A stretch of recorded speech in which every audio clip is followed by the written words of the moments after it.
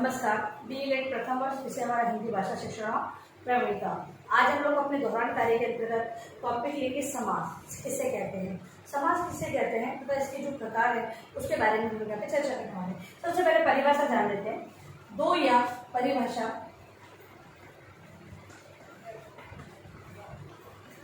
दो या दो से अधिक शब्दों से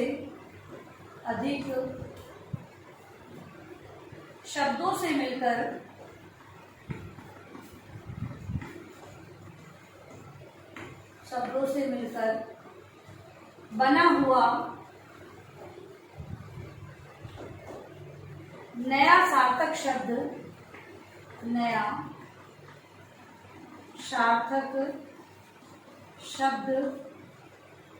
समास कहलाता है। परिभाषा समझेंगे कि दो या दो से अधिक शब्दों से मिलकर बना हुआ जो नया सार्थक शब्द है वो क्या कहलाता है, वो समास कहलाता है। समास वह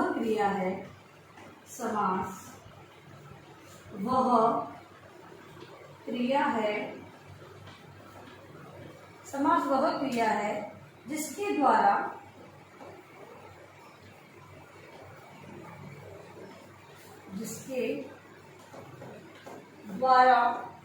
कम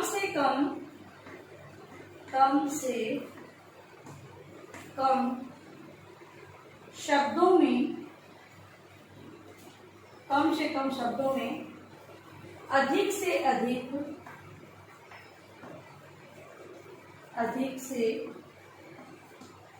अधिक अर्थ प्रकट किया जाता है। समास का शाब्दिक अर्थ है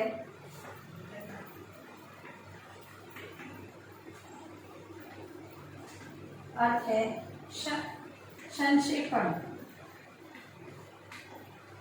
ठीक है, मतलब छोटा रूप संक्षेप लिखते ना हम लोग, तो संक्षेपण क्या है, वो समास का शाब्दिक अर्थ है। ठीक है, जैसे राजा का पुत्र हम लोग ऐसे बोलते हैं, लेकिन अगर राजपुत्र लिख दिया जाए तो क्या हो जाएगा, छोटा हो जाएगा। यहाँ पे राजा का पुत्र लिखा है लेकिन यहाँ पर हमने राजपुत्र लिखा, तो ये संक्षेप हो गया, छोटा रूप हो गया। इस प्रकार से होता है। फिर रसोई के लिए घर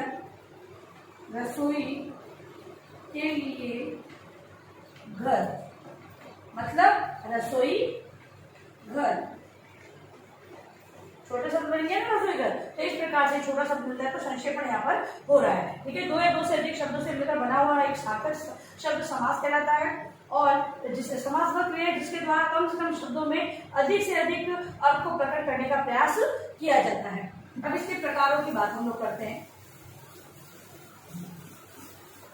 प्रकार या भेद, तो आपके पाठ्यक्रम के अनुसार हम लोग इस प्रकार से समास को देखेंगे। तो अव्ययी भाव समास, फिर है तत्पुरुष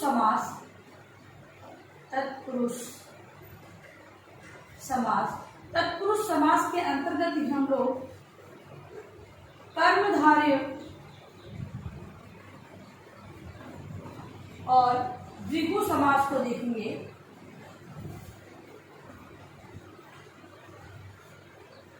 और बहुव्रीहि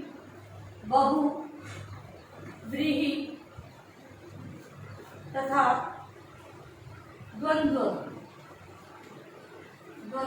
समास, इनके बारे में हम लोग चर्चा करेंगे। तो अव्ययी भाव समास सबसे पहले हम लोग देखते हैं।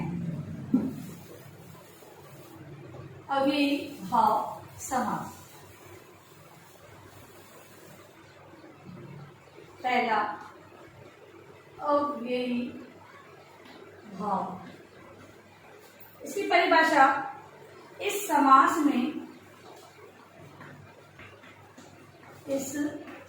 में पूर्व पद प्रधान होता है जैसे प्रतिदिन, दूसरा यथा शक्ति, मतलब शक्ति के अनुसार। और संक्षेप रूप क्या हो गया, यथा शक्ति। और प्रतिदिन, दिन और दिन, प्रतिदिन मतलब रोज रोज, यानी प्रतिदिन या दिन दिन होता है इसका। ठीक है। अब है तत्पुरुष समास, दूसरा है तत्पुरुष समास,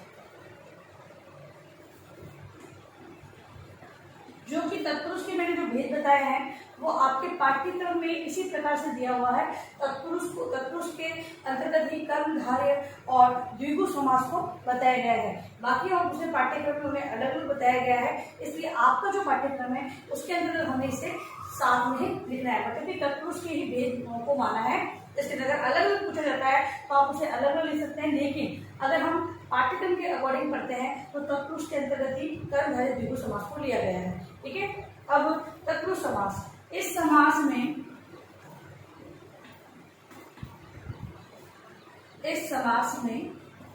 पूर्व पद गौण तथा उत्तर पद प्रधान होता है। कैसे? तो जैसे शोकाकुल, तो यहाँ पर शौक से आकुल। ठीक है, ये था। और समास क्या बन गया, शोकाकुल, मतलब छोटा रूप क्या हुआ, शोकाकुल। शौक से आकुल शब्द था जिसको सामासिक पद के अंतर्गत लेते हुए हम लोगों ने शोकाकुल बना लिया। अब जैसे सत्याग्रह, तो सत्य के लिए आग्रह। ठीक है। तो इस प्रकार से यहाँ पर क्या है, प्रथम पूर्व पद तो गौण है, लेकिन उत्तर पद क्या होता है, इसमें प्रधान माना जाता है। अब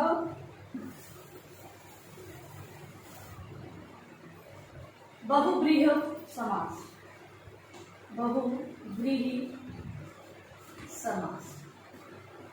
बहुव्रीहि समास, इस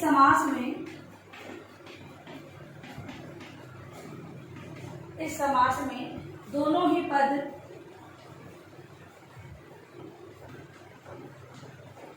गौण होते हैं। इसमें अन्य पद प्रधान होता है, लेकिन पद का ज्ञान संदर्भ से होता है। मतलब कि वो संदर्भ, जैसे उदाहरण पढ़ेंगे तो पता चलेगा। जैसे नीलकंठ, अर्थात नीला है कंठ जिसका, मतलब भगवान से। तीसरा अर्थ क्या निकला, भगवान से, नीला है कंठ जिसका। ठीक है। इस प्रकार से तीसरा अर्थ हमने निकाला और उसको अर्थ को समझा।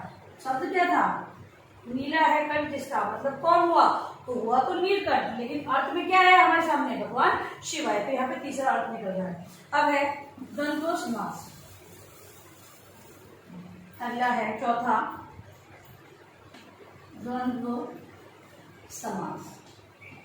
द्वंद्व समास अभी जानते हैं, जिसमें दोनों ही पद प्रधान होते हैं।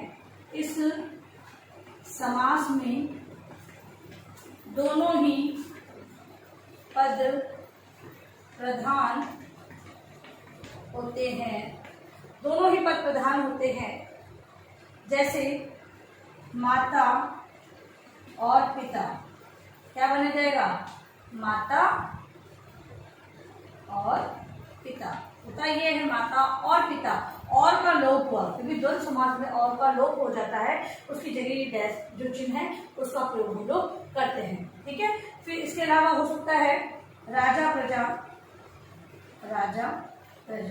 राजा और प्रजा। ठीक है। द्वंद्व समास जिसके अंदर दोनों ही पद प्रधान होते हैं और यहाँ पर और का लोप होता है। अब और समुच्चय बोधक चिन्ह द्वारा इसे जोड़ दिया जाता है। समुच्चय जो चिन्ह है उसके आधार पर इसे लिखा जाता है। फिर एक कर्मधारय, जो कि हम लोग यहाँ पर इस पाठ्यक्रम के अंतर्गत पढ़ रहे हैं, सभी के लिए अनिवार्य नहीं है कि इसको रूप इसके अंतर्गत माना गया है कि और पाठ्यक्रम आपका जो पाठ्यक्रम है उसमें इसे तत्व उसका भेद माना है, तो उस आधार पर आपको लिखना होगा उत्तर। ठीक है, तो कर्मधारय को पढ़ लेते हैं। कर्मधारय इसमें प्राय विशेषण विशेषिका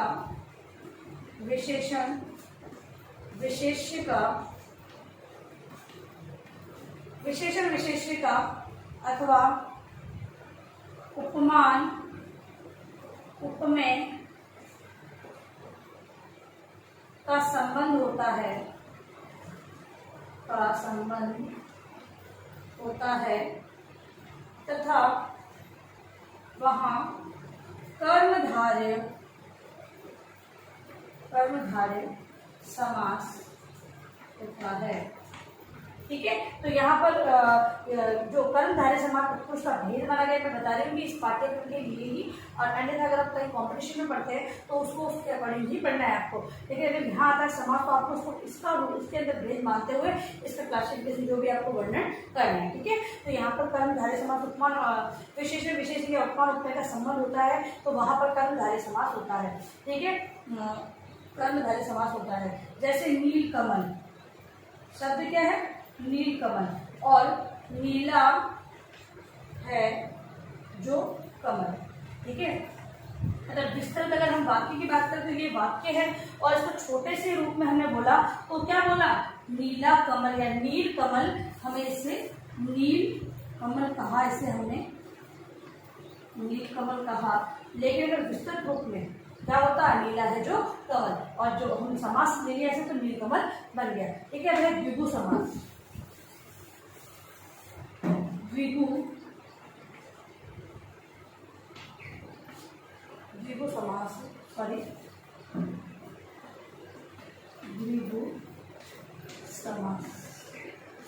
समास। इस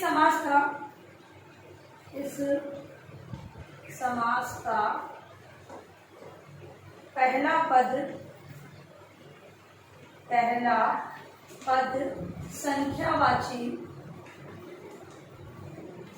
संख्यावाची विशेषण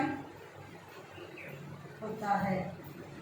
ठीक है, पहला पद संख्यावाची मतलब संख्या है और विशेषण विशेष रूप से बताया जा रहा है। जैसे त्रिफला, 3 फलों का समूह, यानी कि 3 फलों का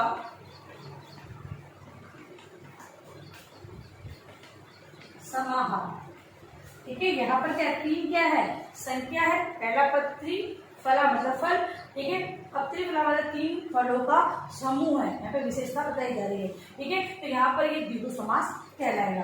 अब देखिए अपना गृह कार्य प्रश्न जो आज हमने समझा है, आपका जो वर्णन आता है वो इस प्रकार से आता है कि समास किसे कहते हैं, इसके प्रकारों का वर्णन कीजिए। तो आपको इस प्रकार से लिखना है तथा 1, 2, 3, 4 को इस प्रकार से लिखिए तथा 2 को इसके अंतर्गत ही आप लोग वर्णन करके बताएंगे। अब देखिए गृह कार्य प्रश्न आपका